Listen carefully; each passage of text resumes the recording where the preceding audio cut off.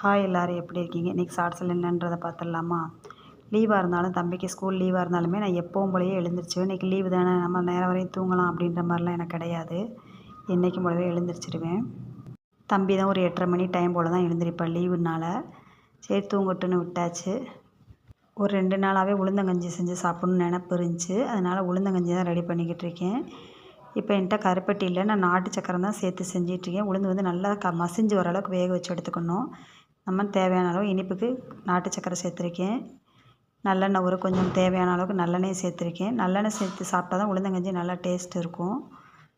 சின்ன பிள்ளையா இருக்க டயத்தில் எங்கள் அம்மா வெந்தயம் உளுந்தெல்லாம் நைட்டு ஒரு பாதி அளவுக்கு மட்டும் வேக வச்சுட்டு தூங்கிடுவாங்க. காலையில் எழுந்திரிச்சு கொஞ்சம் நேரத்தோடு எழுந்திரிச்சு திருப்பி நல்லா வேக வச்சு கருப்பட்டி நல்லெண்ணெய்லாம் சேர்த்து கொடுக்குறப்ப நல்லா டேஸ்ட்டு நல்லாயிருக்கும் குடிக்கிறதுக்கு. காலையில் டிஃபன்லாம் சாப்பிட மாட்டோம், அதை மட்டுமே குடிச்சுக்குவோம் எல்லோரும். நம்ம அடுத்த ஒரு ஷார்ட்ஸில் பார்ப்போம்.